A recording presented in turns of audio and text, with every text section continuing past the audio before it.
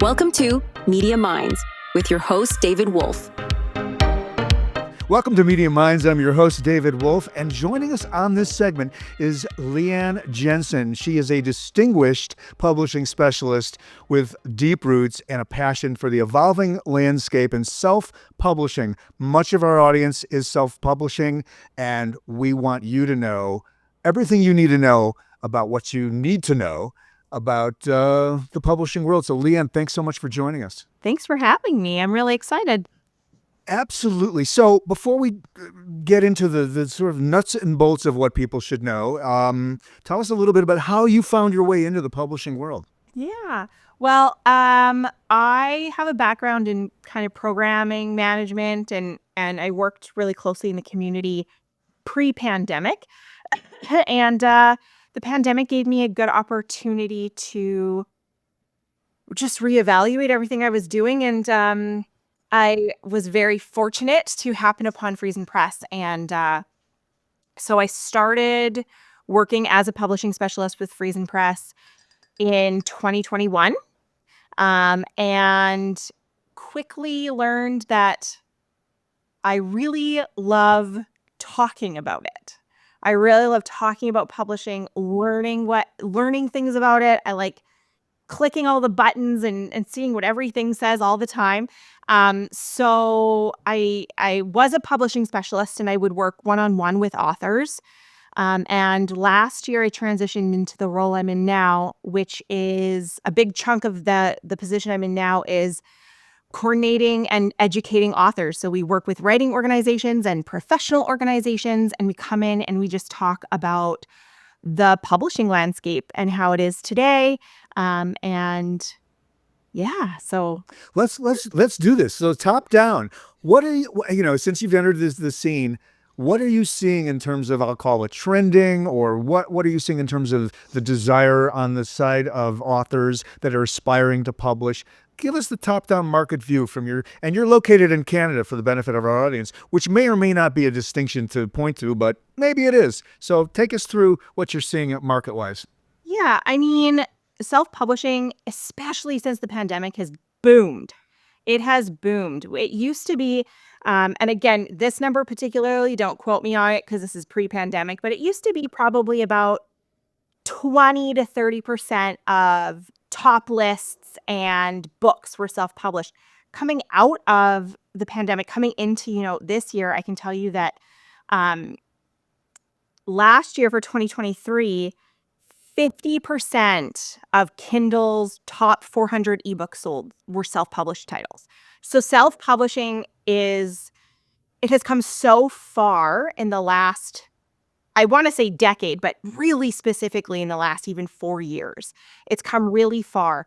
And more authors are doing it. And what I love is that the landscape has started to shift in a way that writers can do both.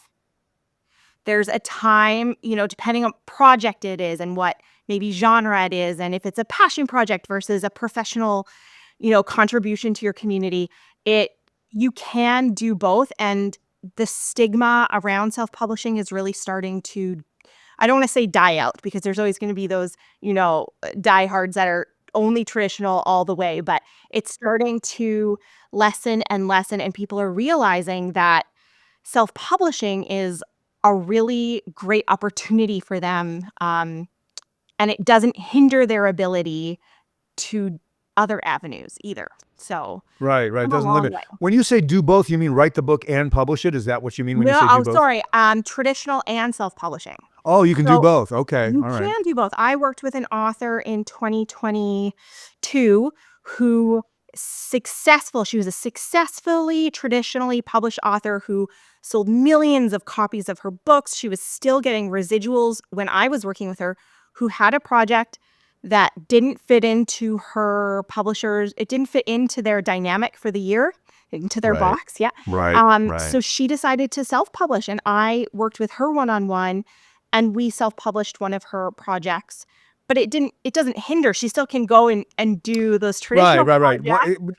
I got it. Because you Yeah. do one doesn't mean you can't do the other. Exactly. There's no contract that binds you to doing it one way or the other. That's interesting, this idea that because the traditional publishers have these boxes and verticals and places on the proverbial shelf, if you don't fit there, that seems to be a trigger to look at self-publishing, isn't It it? is. And what's really important that I think it's important for writers to know is Yeah. that if you're rejected from an agent or a publisher or something like that, it doesn't mean that your material isn't good.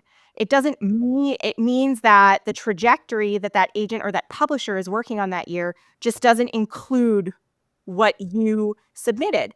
So it doesn't mean that it's not worth getting out there, and it doesn't mean people aren't going to love it. It just means that it doesn't fit into that box for this year. And I'm sure these are part of the conversations which you apparently enjoy. I can see I do. why. Yeah. Really coaching them through this landscape, this ecosystem of decision making around, because some of them may have self-esteem issues or a sense that what they're doing, it doesn't have quality, simply because the literary agent or the traditional publisher rejected them for reasons that have nothing to do with the quality of the work they're doing. So that's what percentage of your work would you say is fiction versus nonfiction in the world Oh. you work? Oh.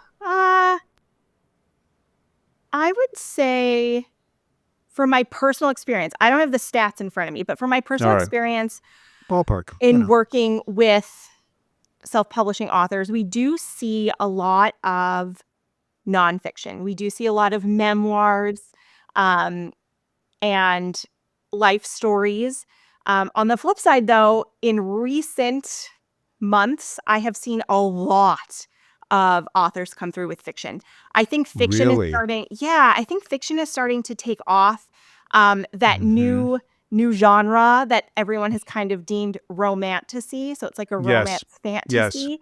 Yes. I think that a lot of authors right now who really got into writing that genre, because right now it's so popular, um, in order to not kind of miss that fad or popularity timeline, self-publishing timeline-wise is gonna help them get that book out there faster while the topic and the genre and all of that is still pertinent and is still really top of people's minds and what people are enjoying, instead of risking waiting 2-3 years to hopefully get published by a traditional and then risking that the hype around it kind of starting to Yeah, fizzle out. missing the Missing the trend, window.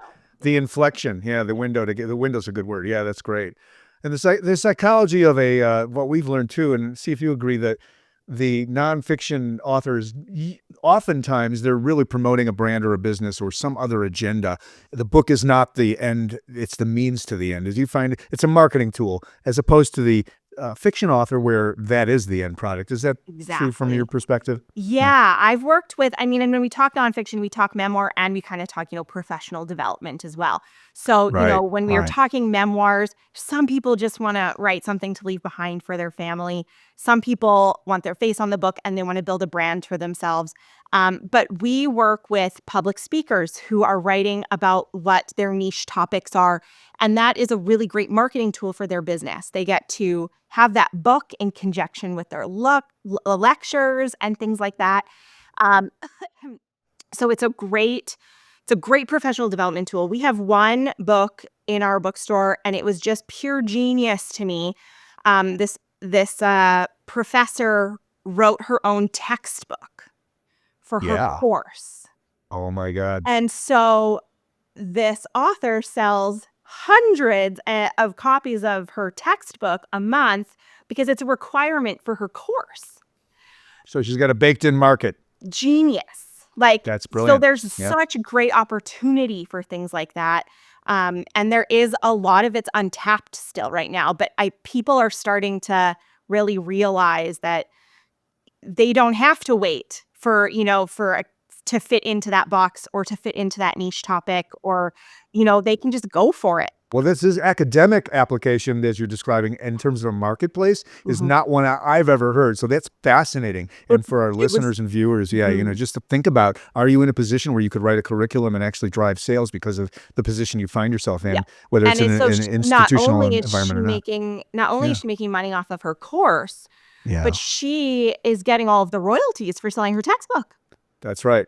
That's right. Without a conflict of interest. It's just baked into her model. Yep. That is interesting. Mhm. All right, let's pivot a little bit, Leanne. You're with FriesenPress. You guys take an author. Talk to us about the process. And it may vary. So there may be different entry points for different clients you're working with. But if you can shed a little light on what your process looks like. Yeah. So it does. You're right. It does vary. We have a kind of a streamlined process, but it does vary from book to book, depending, again, Yeah. what the genre is like. If you already did editing versus you need editing. But the very first stop is my team. So my team I have a team of 8 consultants. We're the kind of, if you call in and you're like, hey, I've got a book and I'm interested in information, you're going to talk to my team. And so the first thing we do is we talk to you about your project. We find out where you're at, what you've done, if you've had it edited, if you're working with an illustrator, if it's a kid's book, for example, if you already have illustrations or if you need, we find out everything we can about your project. And then from there, we will do a manuscript evaluation. What's one thing that's really unique about us, and not to say specifically us, I know that other service providers also do this, but we read every manuscript. Every single one. We have a professional editor read it, provide recommended metadata, and they read it in its entirety. So they read the entire thing. And they will provide an editing recommendation. So normally they'll be able to tell if you've already had it professionally edited or not, because they're editors who are reading it. But they'll look at it and they'll say, this is why your manuscript is great. Here's where it can be fixed. So I'm going to use these examples to show you what type of editing will be beneficial for you. Then from there, again, we are self-publishing. So it still is, everything's still, up to the author. So if they don't want to do editing, it's not mandatory, but we're always going to recommend what's going to be the best and give you those recommendations. Usually, Yeah. oh, sorry, what? No, I was just going to insert. So depending on the author, they will have final creative control in your world, Oh, but you'll 100%. make recommendations and they'll listen or they won't. And that's just, Correct. that's their discretion. Yeah. And so, Yeah. And so we'll always provide an editing recommendation, but Right. it's up to the author if that's what they want to do. They Sure, might get their sure. evaluation back and go, you know what, the parts of the book that you're kind of feeling aren't important are really personally important to me, so I'm not going to take them out. Fine, cool. Fine. Yeah. It's So there's a give and your take book. here. Yeah. Yeah, It's a give and your take. book. Yeah. So, Yeah. so we Right. will do editing if the author is doing editing. We have illustrators. So if there's a kid's book that we're doing, we can provide portfolios so that authors can choose what illustrators to work with. And we basically and then you get a one-on-one person. So what I used to do, as a publishing specialist, you get to work with that person. They're going to take you through the process. They're going to coordinate your cover design, coordinate your layout, support you with pricing your book in whatever your genre is. The printers will set minimum list prices, of course, but we'll provide recommendations. We'll get your distribution set up with our distributors, and you have that person basically will take you from a Word document all the way to holding a book in your hands. Oh my gosh. And then the ebook and of course audio, which we have that partnership as well. Yes. So the digital versions are all a part of this. So it's really a one-stop solution for an author that wants to get out to market. Yes, ebooks are included with all of our options. So regardless what, which direction you choose to go, ebooks are part of that. Audiobooks we also will do as well. So we've got all of your bases covered. You've been listening to Media Minds with your host, David Wolf. Media Minds is produced by Audavita Studios, a premier production company, producing audiobooks and podcasts for clients worldwide. Be sure to subscribe wherever you get your podcasts. To learn more about the team at Audavita Studios, visit audavita.com. Are there things about the cover that you have learned over time? Some have said that the cover is the hook in a market. Sometimes, yeah. Tell us a little bit about your perspective on the not only the importance of the cover, but are there certain types of design principles that you feel are more effective than others in terms of driving sales? I would say so. I'm not a graphic designer, so my design expertise is limited. But I am a reader. I am a consumer. So Right. So you can um, speak from that perspective I and also can't. being a publishing professional. Yeah, Yeah. and so Yeah. there is really a difference between working with a professional graphic designer versus using a program Oh yeah. to create your book. Yeah. And there are lots of situations that you can look at a book and kind of say, that's a self-published project.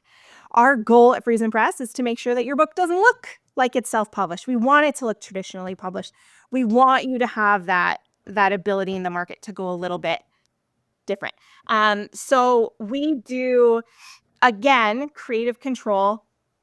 So author's final say when it comes to those pieces. But we like to make sure that one thing that's really important is we like to take out key things that are in a book. So we'll ask an author, what is something, maybe an item of importance in the book, or something, a particular theme throughout the book. We try to incorporate that into a cover as much as we can, as well as we really like the fonts to be cohesive with the interior. Yeah. So Yeah. Yeah. whatever cover fonts we end up using, we like to use complementary fonts on the inside as well. Right. So I think that it's important to work with a professional so that it doesn't, hopefully, doesn't look um, really specifically self-published. Authors are doing really interesting things these days with their covers too. We have authors who write, those romance books that are a little bit maybe, more spicy.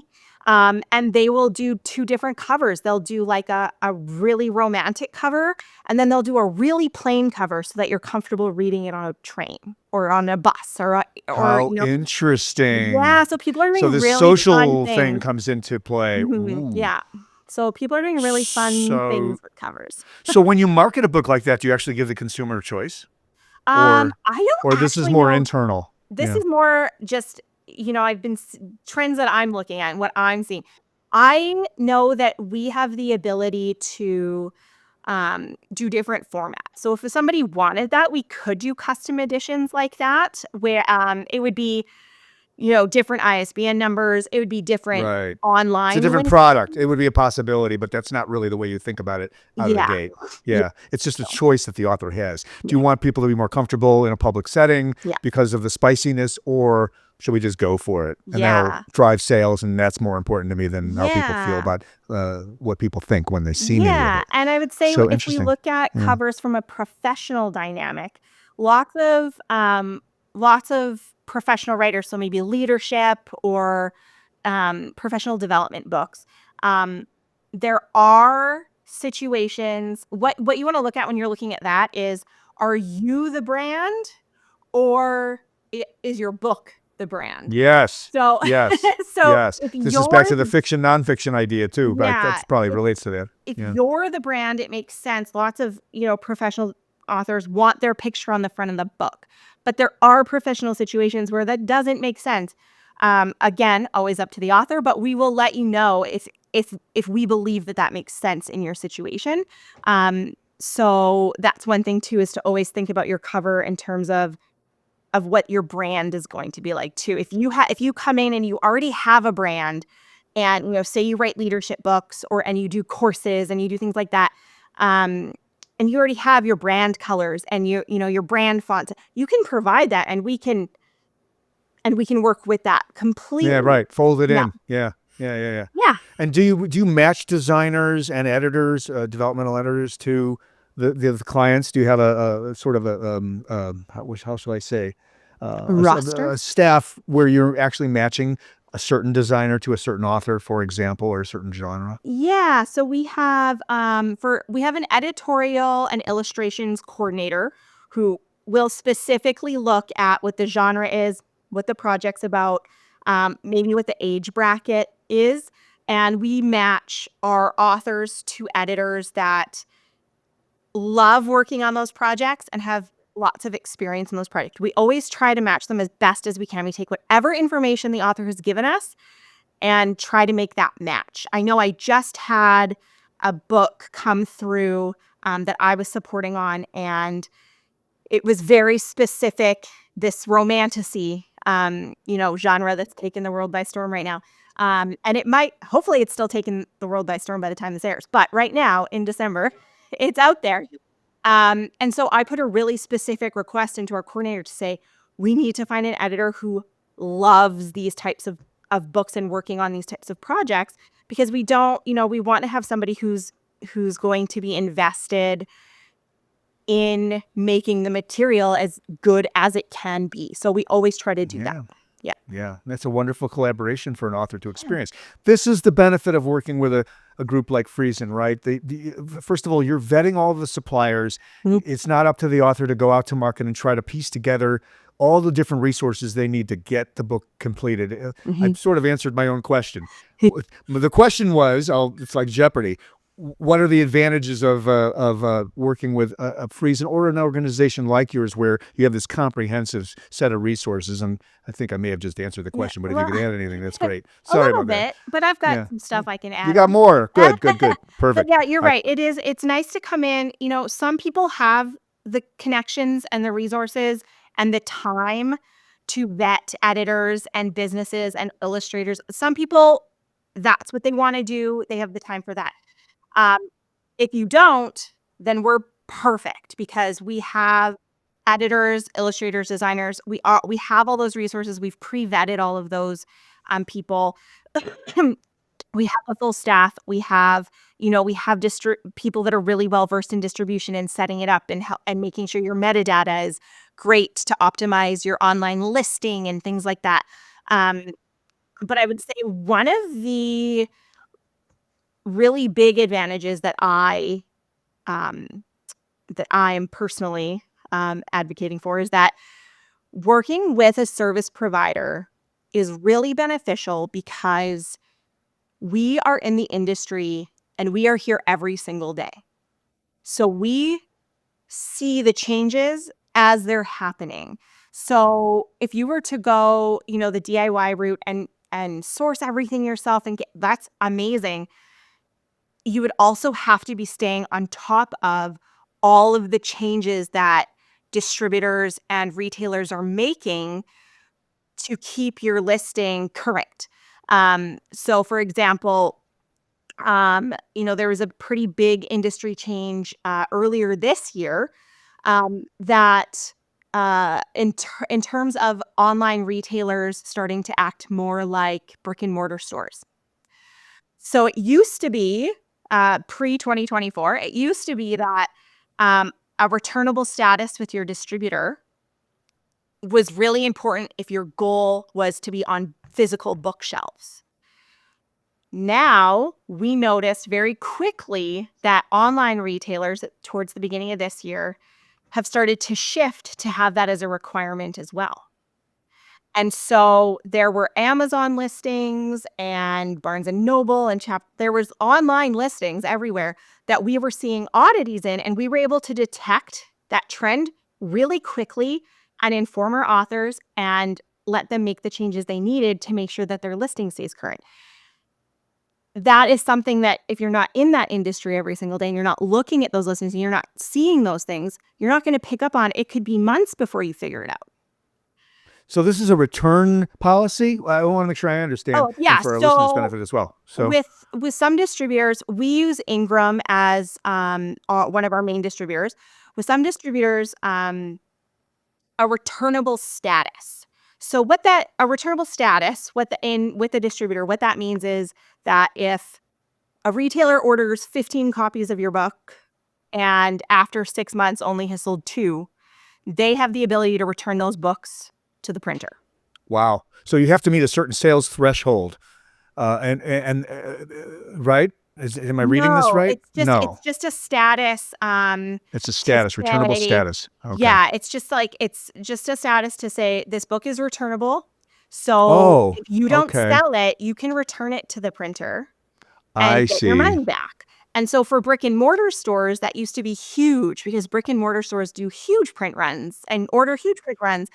And with the print on demand model, which is most popular, it really wasn't something that you needed. But now, because shopping has shifted so significantly since the pandemic, online retailers now are also wanting that returnable status so that if their online purchasers return a book, they're not on the hook for that. I got it. So there's really, it's basically, it's eliminating some of their or all of their risk that a sale will happen. Yeah. As if it were even though it's virtual inventory. Yeah. It's Am I virtual understanding this right? inventory, and it's, This is one is printed at a time. But if someone returns a book to an online retailer, right. up until this year, that online retailer was, oh, okay, well, shoot. Yeah. And they would kind of give the hit. They'd either return the book or they'd replace it, whether you had that returnable status or not. And so now they're kind of saying, we want to be able to return it so that we're not taking the hit on that returned book anymore. That's huge. And it puts more of the risk on the author's side again. Yeah. And that's something that happened really quickly. And we were able to kind of detect it and contact our distributor, and we came on to the change very quickly, and we were able to notify our authors and give them that support and that advice. Whereas, some authors, again, I'm way too into the online community, but some authors, you could see it took them months to figure out why their listing was different and why all of a sudden, this certain retailer didn't have them in stock anymore and things like that. Yes. So back to the point being, the benefit of working with a FriesenPress or specifically with you is that you'll have this intel, market intel, technological changes. We have this in the podcast side of our business as well. I understand exactly from where and this is a wonderful advantage to working with you. Is it true that FriesenPress was started 100 or so years ago as a printing company? Is that true? So Friesens, so our parent corporation, so we're under the Friesens, umbrella, and Friesens Corporation is a printer in Altona, Manitoba, and they've been around for over 100 years. And FriesenPress was started, we just had our 15th anniversary and published our 10,000th title this year. So we're here, we're strong, and it's really nice. We have the Friesens Corporation, and that is something that's unique about working with us as well, because not only do we have the ability to have your book available for those print-on-demand avenues, but if you want to do, a 250 or a 500 print run for yourself, we can utilize our printer to support you with that, which is really That's nice. right. You're vertically integrated with the printing side. And I would imagine with the printing, and this is not the part of the business I'm in, as you know, you've got choices of paper and the tactile feel of the book, and all of these things are a part of what you talk about, right, with authors? Is that true? It is, yeah. With print on demand, it's more limited because they're printing one book at a time, right? So there is a little bit more limitation around paperweight and things like that when you're looking at print on demand. But when you're looking at your own book orders, there's so much more flexibility with if there's a specific paperweight, or if you want glossy versus like matte, or if you want to have embossed covers and things like that, we can do those kinds of customizations through Friesens. It's so good to be with you. I learned so much today. I'm sure there's a lot I could ask you that I haven't asked you. Is there anything you want our viewers and listeners to know that I didn't ask before we sign off for today? I don't know. You can always pop my information out, and I'm happy. If anyone emails me, I'm always happy to. Yeah, it'll be in the show notes as well, but it's FriesenPress.com, FRIESEN press.com. And Leanne, you're at L Janzen, JANZEN at FriesenPress.com. We'll have it in the show notes as well, of course. Yeah. And, what a delight to have you. We love working with you as well, as you know that. Yeah. Our partnership means so much to us, and a delight to have you. Thanks so much for joining us. Thank you for having me. You've been listening to Media Minds with your host, David Wolf. Media Minds is produced by Audavita Studios, a premier production company producing audiobooks and podcasts for clients worldwide. Be sure to subscribe wherever you get your podcasts. To learn more about the team at Audavita Studios, visit audavita.com.